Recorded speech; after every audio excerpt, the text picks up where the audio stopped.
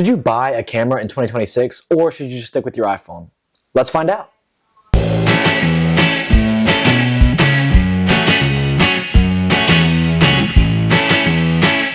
Now, just one quick thing to note, I'm going to be using multiple cameras in this testing to actually see, is it better to have a camera or an iPhone?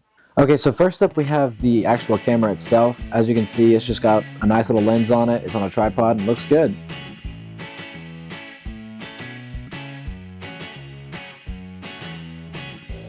Okay, so next up is the actual recording of it. So if you can see here, there's a little line on it, and that line right there showcases like if it's level or not. Okay, so back to the iPhone itself. We can see the camera, but if we look, you can actually see how clear the quality is on the iPhone. It's very easy to move, and just keep in mind this is recorded in landscape, but overall I think it looks really clear and fluid.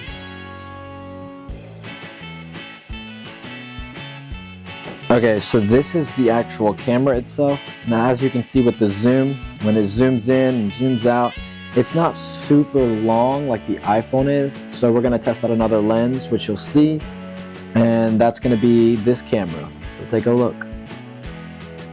So here's the zoom on the iPhone. It goes up pretty far, as you can see. I zoomed all the way into the fence and it looks kind of clear. Okay, now let's see what it looks like with the longer lens on the camera. Okay, so now we're going to actually look at the larger zoom itself. Okay, so now we're going to actually look at the picture quality of both. Now these are two unedited pictures. There was no editing done whatsoever. This is just the camera versus the iPhone, which is the test that we're trying to do. Here's the photography test. And this is the photography of the camera. Unedited. These are both unedited.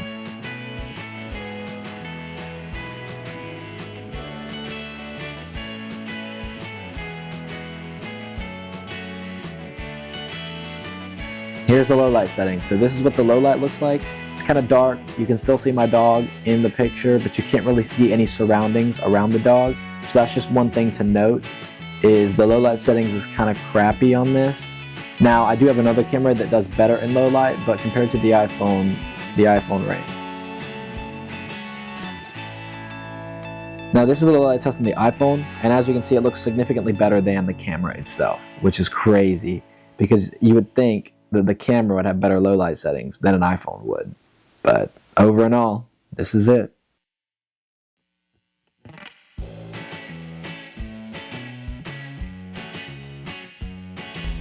Okay, this is an audio test on the phone just itself. There is no microphone or anything like that plugged into this. This is just a plain audio test. So as I walk over here, I'll show you guys some chickens just to testing it out. And notice here how as soon as I try to put the camera through, it doesn't automatically autofocus. You actually have to press the button in. So that's one thing to note. Some cameras do autofocus while the phone necessarily does not.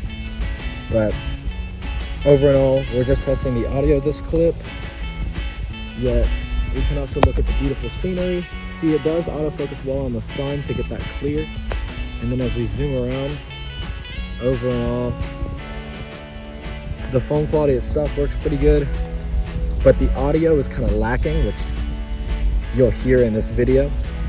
But it overall looks pretty good. I'm also filming this in landscape just for YouTube. You can shift it the other way and do it vertical so that you can film it for shorts or anything like that. But this is the audio test. Okay, so this is the audio test for the camera. Right now I'm using a Nikon Z7 II. So it's kind of on the higher end just to get the audio quality out there so that we can see which one's best. Again, I'm walking right back over to the chickens.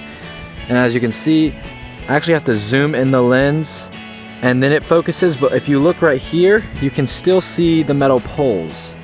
So just note that the iPhone camera itself, as I even just squeeze it through, it picks up on the poles. So the autofocus here works, however, it doesn't pick right up on your target, just like you would if you just push the button on the phone. But over and all, the picture quality on this device is a lot better than the phone itself. The only issue that you're gonna run into with this is there's a little button on the back, which you saw showcased earlier, that says autofocus on. And as for the autofocus on, I push it, and notice how the sun really didn't change because it was kind of already out of focus, but if I zoom in on it, it'll kind of pick it up a little better, just not a lot. But then again, the sun isn't really a great test subject considering it's just a bright ball of fire. But over and all, this is the audio quality of this. I'm also filming it just regularly because this is good for a 16:9 YouTube video. But over and all, the phone quality itself isn't as good as the camera, yet the phone itself is actually easier to handle than the camera. So it just depends over and all whether you want something that's a little more easy to use or if you want something that's going to look better. And yeah, that's the audio quality test for the camera. So now you've seen low light testing, you've seen videography, and you've seen photography on both the camera and the iPhone. And I have to say, the videography looks way better on the camera, the picture quality looks way better on the camera, the zoom is a lot easier on the camera, but nighttime photography, low light settings, all of those sort of things seem to work better with the iPhone just due to the actual sensors built into the camera. And also, focus quality and just trying to get a picture of something from far away just works better stabilized with the iPhone than it does with the camera. So that's just something to note.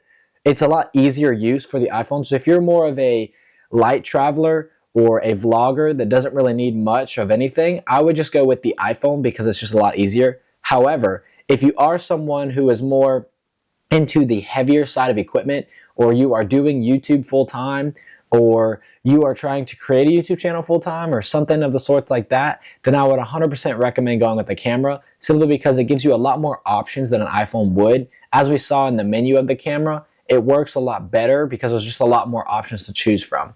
Now the iPhone does have its strengths. It has cinematography mode, portrait mode, regular video mode, and regular photo mode.